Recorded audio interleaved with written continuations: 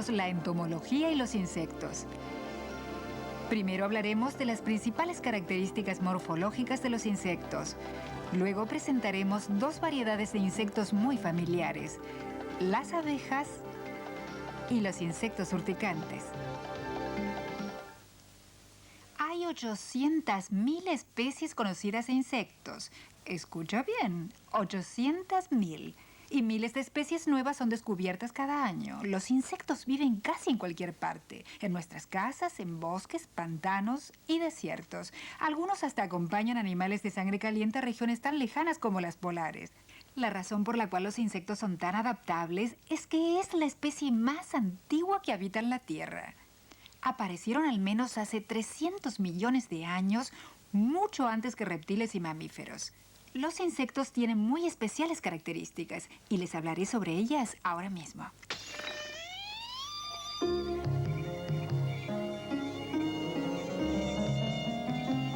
Los insectos son poco visibles y sin embargo pueden ser encontrados en todo el mundo. Solo los insectos representan 4/5 de todas las especies vivientes en el mundo. Sus formas, colores y estilos de vida varían casi hasta el infinito. Los insectos pueden ser encontrados en casi todos los hábitats de la Tierra, desde los polos hasta el Ecuador.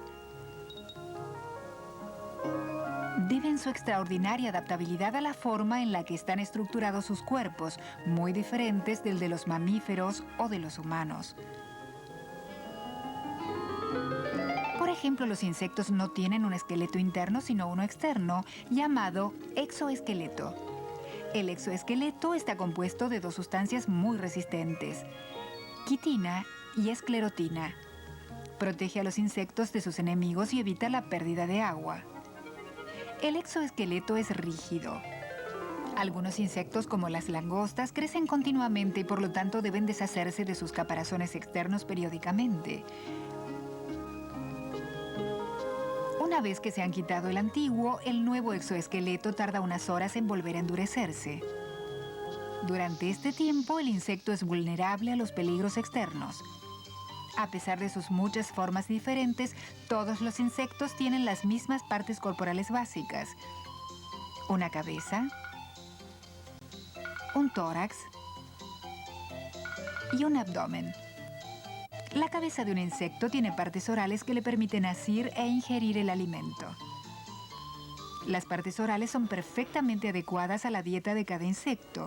Por ejemplo, las partes orales del jejen, que se llaman partes orales urticantes, tienen mandíbulas que penetran la piel y un órgano elongado para succionar la sangre. Por otra parte, las partes orales de los coleópteros, llamadas moledoras, tienen poderosas mandíbulas que cortan el alimento sólido. Los órganos sensoriales principales de los insectos están en su cabeza, las antenas y los ojos. En cierto sentido, las antenas son sus órganos olfatorios. Constantemente en movimiento, las antenas pueden detectar la presencia de alimento, compañeros sexuales y peligro a varios kilómetros de distancia. Los ojos de los insectos tienen poco en común con los ojos de los animales superiores. Están compuestos de miles de facetas hexagonales. Cada faceta es un órgano visual en sí mismo.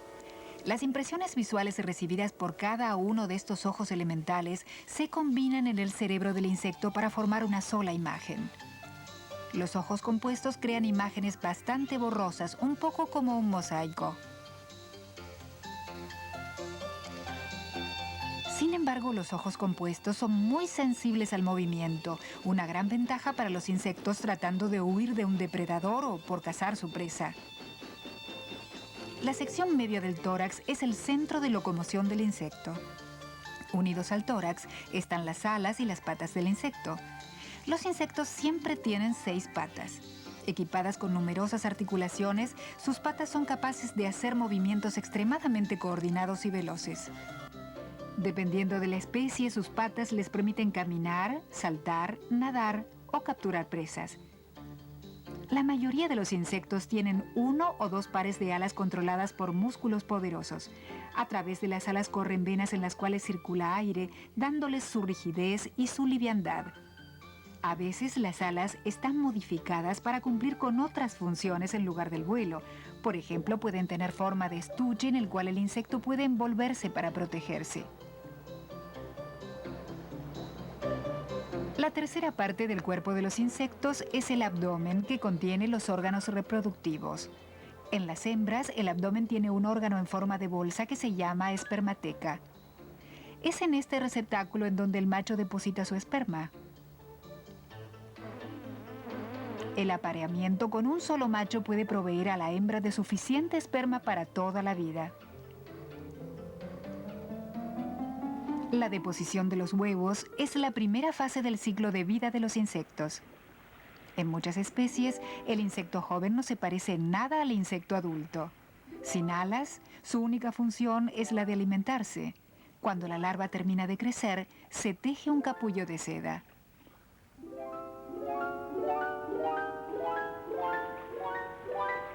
Dentro de este capullo, la larva cesa de moverse y se convierte en una crisálida. Los tejidos del insecto se reorganizan completamente. Pocos días después, un insecto adulto emerge del estuche seco de la crisálida. Los científicos aún están muy intrigados con el proceso de la metamorfosis. Creen que la larva del insecto posee, además de las células larvales que constituyen la mayor parte de su cuerpo, pequeñas islas de células del insecto adulto. Una vez que la larva está completamente desarrollada, las hormonas provocan tanto la multiplicación de las células adultas como el declinamiento de las células larvales. Los insectos están dotados de una adaptabilidad asombrosa. Son capaces de adaptarse rápidamente a los cambios en sus condiciones de vida. Estos sorprendentes organismos nos han precedido en la Tierra y tal vez nos sobrevivan.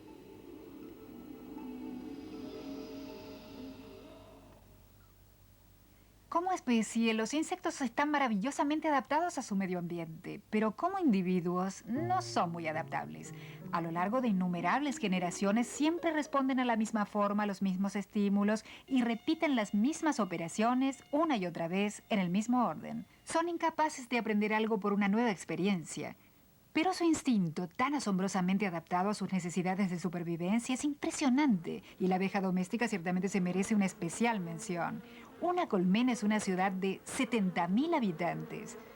Desde que nacen las abejas contribuyen a su sociedad y llevan a cabo su tarea en perfecta armonía sin nunca haber tenido que aprenderla. La organización de una colmena es una maravilla de vida en comunidad y productividad.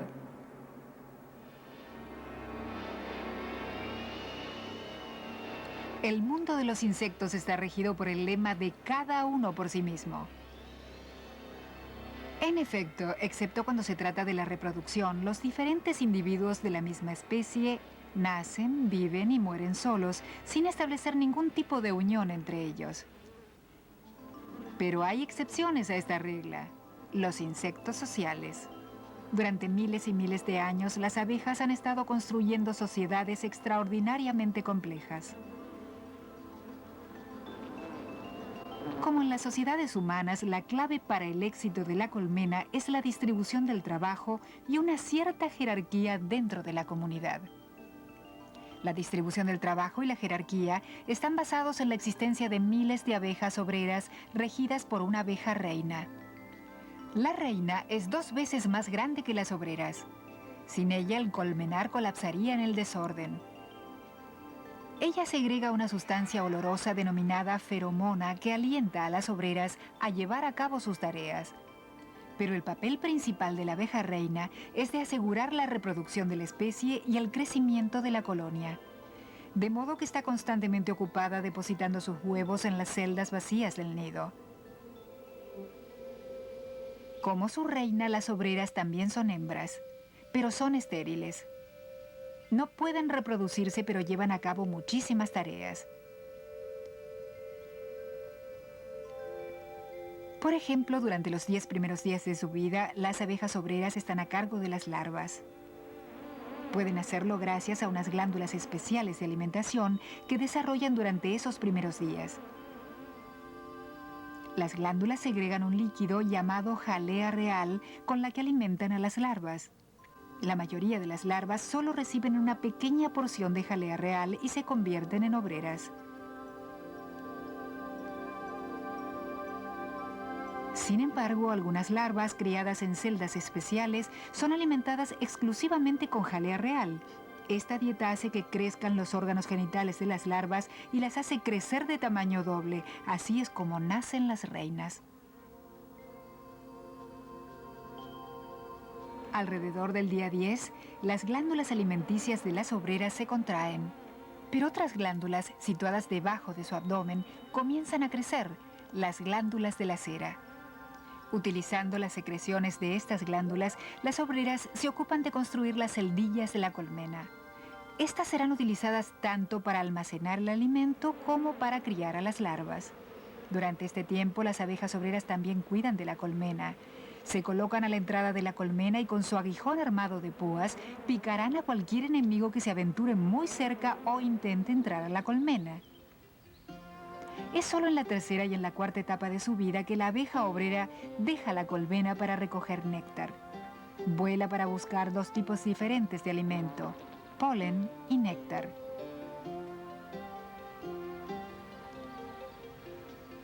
El polen es un polvo fino producido por los estambres de las flores.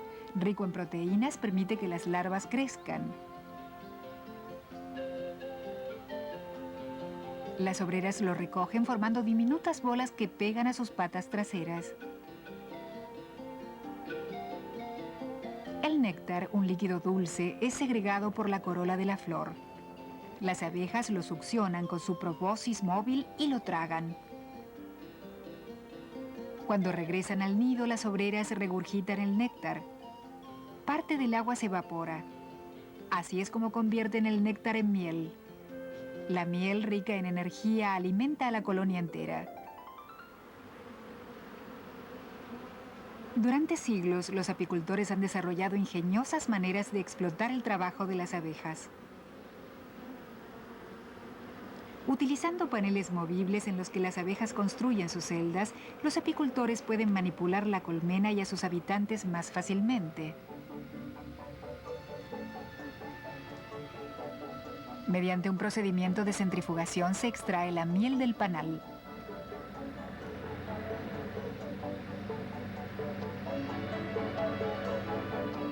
Los investigadores están trabajando constantemente para mejorar las técnicas apicultoras. Por un lado, están tratando de seleccionar las colonias de abejas más productivas, más manejables y más resistentes al frío y a las enfermedades. Para hacerlo, por ejemplo, colocan células fotoeléctricas en la entrada de las colmenas, lo que les permite evaluar la actividad de las diferentes colonias en relación a la cantidad de miel que producen. Esta técnica les permite seleccionar las colonias que son más eficaces para la recolección de alimentos. Injertando huevos en cúpulas, pequeñas cápsulas plásticas que contienen jalea real, primero introduciendo la jalea real y luego el huevo a ser injertado, los investigadores pueden constituir verdaderos bancos de abejas reina. Las abejas reinas son luego implantadas en las colmenas, en la cual pueden ser evaluadas según sus cualidades productivas y genéticas. La utilidad de las abejas no está limitada a la producción de miel. Estos industriosos pequeños seres, junto con muchos otros insectos, juegan un papel esencial en la polinización de las flores y el crecimiento de los frutos. Sin ellas, la naturaleza sería muy diferente de lo que es. ¿Útiles o pestes? Nadie cuestiona la utilidad de las abejas, y muchos otros insectos son esenciales para la polinización o juegan un gran papel en la cadena alimentaria. Sin embargo, algunas variedades de insectos son decididas pestes. Solo piensen en la langosta, que puede devastar cosechas enteras, o algunos insectos que asolan los bosques. ¿Y qué hay de todos esos insectos urticantes que atacan a humanos tanto como animales? Durante mucho tiempo, pesticidas tóxicos fueron utilizados para deshacerse de los insectos dañinos, pero hoy los investigadores están desarrollando nuevas armas, unas que respetarán al medio ambiente.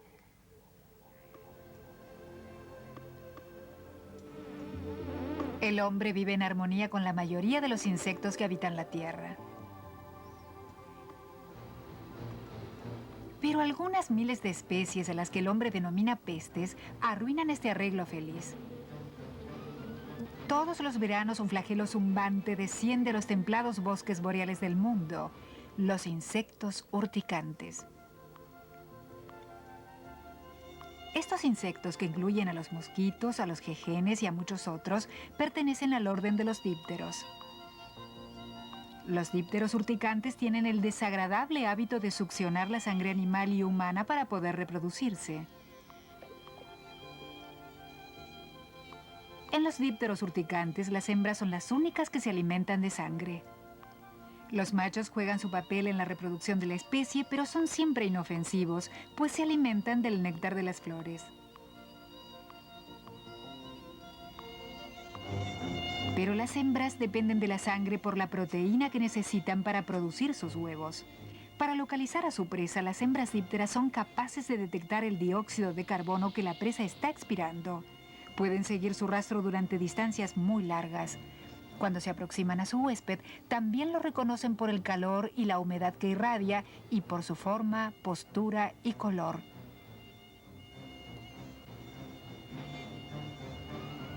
Una vez que ha localizado a su presa, el insecto se posa en ella y sus partes orales entran en acción. Por ejemplo, un jején penetra la piel con sus mandíbulas. Luego inyecta saliva dentro de la herida. La saliva contiene sustancias anticoagulantes que permiten que la sangre fluya libremente. Luego el insecto succiona la sangre. El insecto puede crecer 2 y hasta 3 veces su tamaño después de una sola ingestión de sangre. Los huevos se desarrollan en cuestión de días debido a las proteínas provistas por la sangre. Luego el insecto buscará un lugar adecuado para depositar sus huevos, es decir, una corriente o río en el caso del jején, o una charca de agua estancada si se trata de un mosquito. Las mordidas de insectos dípteros no son peligrosas per se, pero estos insectos son una molestia. La saliva que inyectan cuando pican es alergénica, irrita la piel y provoca picazón.